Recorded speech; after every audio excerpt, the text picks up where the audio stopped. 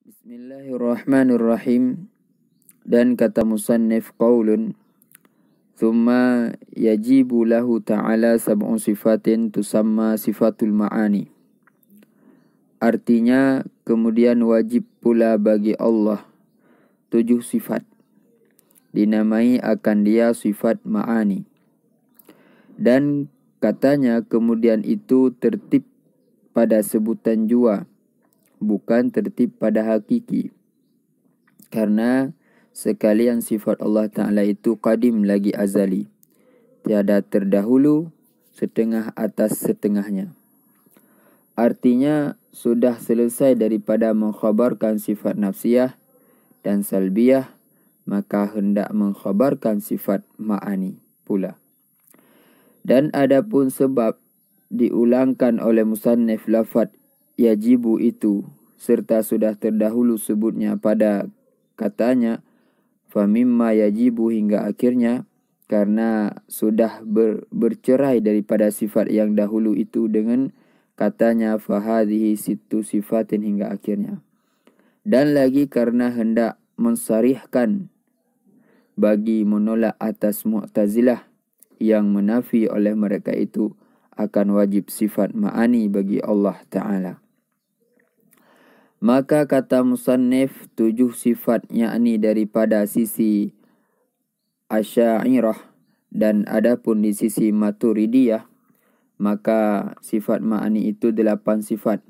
Karena bahwasanya mereka itu menambah oleh mereka itu atas bilangan yang lagi akan datang akan sifat takwin. Maka ia di sisi mereka itu sifat yang qadim, yang berdiri dengan zat Allah Ta'ala, dengan dia. Dengan dialah mengadakan dan mengadamkan. Dan yaitu yang dikehendaki di sisi mereka itu daripada segala sifat af'al. Karena bahwa mereka itu berkata mereka itu, jikalau ta'aluk sifat takwin itu dengan menjadikan, dinamakan dia khalqan. Dan jikalau ta'aluk ia dengan memberi rezeki, dinamakan dia rizqan. Dan jikalau ta'aluk ia dengan menghidupkan, dinamakan ihya. Dan seperti demikianlah engkau qiyas. Dan atas kaul ini maka adalah segala sifat fi'il itu qadim, dan yang rajihnya mazhab Asy'ariyah daripada ketiadaan bertambah demikian sifat ma'ani itu daripada 7. Dan daripada keadaan murad daripada sifat af'al itu segala ta'aluk kudrah akan sebagai ta'aluk tanjizi. Dan demikian ta'aluk itu baharu.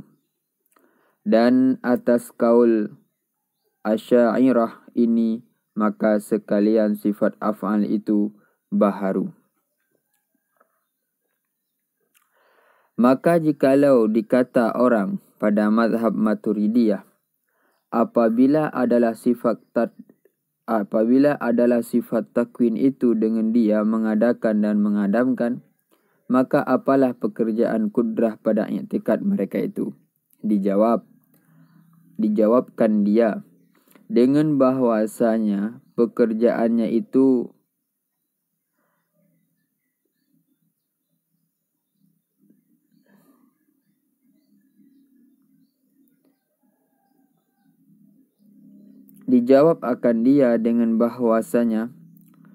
pekerjaan itu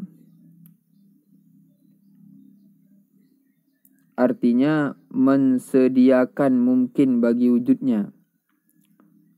Tahyi'u akan mungkin, artinya mensediakan mungkin bagi wujudnya dan adamnya. Dengan makna menjadi ia akan mungkin itu, menerima ia bagi demikian itu. Dan dibahas pada jawab ini dengan bahwasanya mungkin itu menerima ia bagi demikian itu pada zatnya. Maka tiada berhajat kepada mensediakan oleh kudrah itu baginya.